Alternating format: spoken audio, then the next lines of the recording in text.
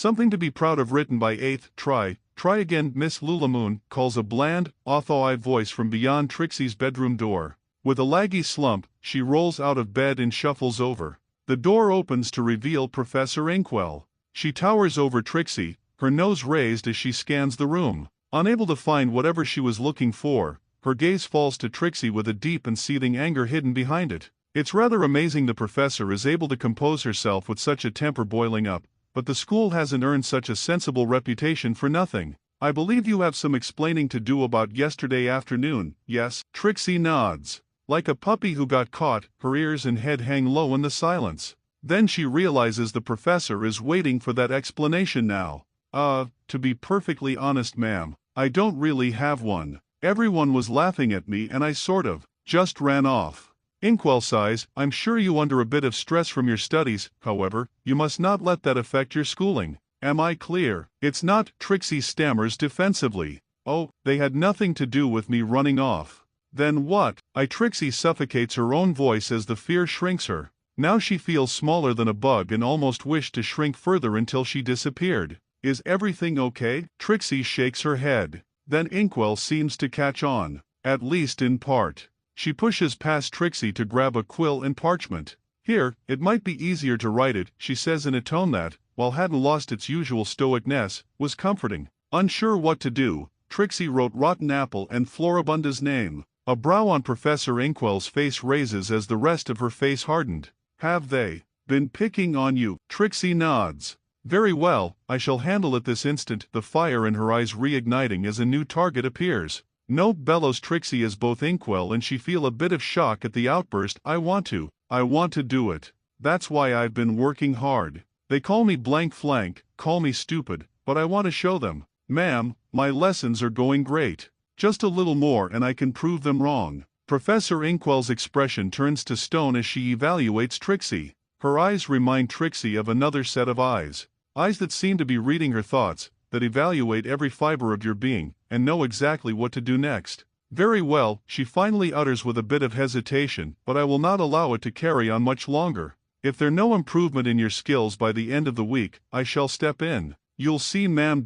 No, I will not. As a teacher of this establishment, I am required to put a stop to this. I am not permitted to give you as many liberties as I have. But there are special circumstances. Tell Anonymous you want to take the exam by the end of the week. He will understand. Then without another word or even a change for Trixie to get one in herself, Inkwell walks off. As soon as school finishes, Trixie darts for Anon's place. Her hooves hit the ground hard in order to make as much progress as possible, not even a lack of air slows her down. So when she arrives on the doorstep, the dizziness catches her. Heavy panting attracts the golem, Clay, who places a soft hand on Trixie's back. Likely he is trying to be comforting, though he ends up getting clay soil in her mane. Trixie doesn't mind too much. There's something about Clay that makes Trixie think of a living doll. It's hard for any child to get angry at a living toy. Clay's earthen face looks at her, expressionless as she finally gets air into her lungs. Then she notices a bunch of blue flowers on Clay's back. They look a little like wizard caps. Just like the one Trixie freed yesterday. Clay, are those my flowers? A great sluggish arm lumbers upwards to pluck on, then carefully placed it behind Trixie's mane. Aren't you sweet, she remarks as her heart swells with flattery. She never did have a chance to admire them, let alone look at them. One moment she was focusing on her magic, then she woke up in school. Now she was able to look at them in the light as they away in a gentle breeze on the golem's back. In an odd way, Trixie feels they suit being up there. Then an explosion comes from inside. Anon, a panicked squeak manages to come from Trixie. Clay straightens up and moves around the back at a pace that is quick for him but still rather slow. The ground still shakes as the golem slams his oak tree trunk-sized legs on the ground. Trixie goes through the door and runs over the other side of Anon's main room to find one wall is covered in a black soot. Two eyes appear from the ashes, then spectate from the rest of the room. What was that? Anon's voice shouts from the walking charcoal. What did you do? Trixie sighs with relief, doing her best to make it sound like an exasperated sigh. Clay appears from the back door, the doorway being much larger, and begins to dust Anon off. Yes. Thank you, Clay. I had a bit of an oversight. On the table is, beneath all the ash, flutters a small red bird. It tries to give a squawk but only manages a suffocated squeak. The little baby bird looks at Trixie, tilts its head and then tries to come towards her. Once it reaches the end of the table it looks down, unsure of how to traverse the fall. "Whoa," Trixie stammers as she pushes the little bird away from the edge. It gives a little ruffle of its feathers but accepts its place. "I think I fed him too much at once," Anand says as he returns to his seat. "Watch out for Phoenix burps, I'm telling you that now." He chuckles and starts putting away all the utensils he was using. Those eyes watch Trixie as she stares at the bird. Only in the furthest corner of her eye does she notice the stare, then she looks at the phoenix again. "Arcturus. What, as a name? Well, I thought I'd give it a go," Anand guffaws, "but this is probably better. I like it. Where did you get that one?" "It's a star, a red giant I think." Anand nods, "Not so great at magic,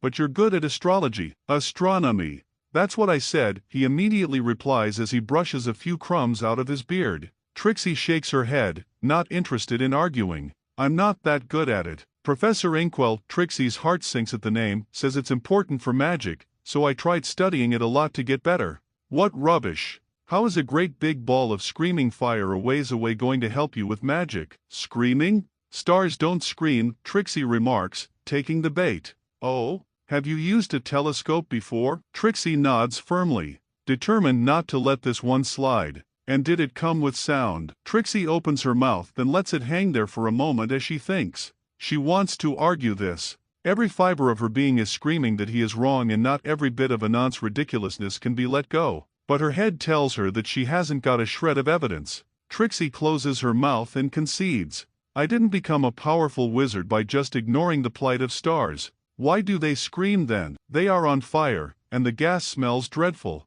Trixie takes a seat where she stands as she tries to work out another question that will lead him to trip up. But when no such question comes to mind, she groans and falls backwards. "So, when are going to tell me what's wrong? How did Trixie lifts her heads and catches Anand's watchful eyes. She decides against finishing the question, guessing she'd likely end up with a boast. "Professor Inkwell came to check on me today." "Oh, boy. What does Miss Fussy Cakes want?" Trixie snickers, forgetting her glum mood for the slightest moment before her face hardens when she continues speaking. "She says I need to show improvement by the end of the week." "Oh," Anand raises one brow and furrows the other, "and if you don't, she'll step in and stop Rotten Apple and Floribunda's bullying." Trixie's voice trails off a little as she realizes how ridiculous that sentence sounds. She had been so disheartened that she hadn't taken any time to step back and look at how odd the situation is. "And this is bad. I told her I wanted to sort the problem out myself," she groans. "So you've got a plan?" "No," Trixie groans again, this time drawing it out for a time. Anand begins stroking his beard, as always when he thinks. While the wizardly human gets lost in deep contemplation, Trixie rolls about with a few grunts and groans. Her hooves flail about, and her face drags on the floor. Trixie isn't entirely sure herself what she is doing, but she has never been sure of anything else she does either. "What about?" "Yes," replies Trixie, eager to outsource her thinking and plotting. "What about a duel? You'll need to organize it to be behind a building or faculty where the teachers won't think to look. But, yes, I believe that'd work." "Like a magic duel?" "Anonymous. You have noticed how bad I am at magic, right?" "Nonsense. You've got the method down perfectly. A natural if I do say so myself. It's just practice you need, the rest will come after." There's something about the way Anand talks. No matter what he says, especially the silly and over-the-top nonsense, he says it with such a conviction that Trixie finds hard to doubt. And if Anand thinks Trixie can do it, then why can't she? Still, there's still a high level of nerves that rock Trixie about, but there's less than if this idea was her own. "Are you sure you should encourage that? Shouldn't you tell me to do something?" "I don't know, Admirable." "No, no. I'm far too immature for that. Come on, let's practice for a duel." Anand gleefully beams. Thanks for watching, and if you enjoyed the video make sure to like and leave a comment and share it with a friend. See you all later.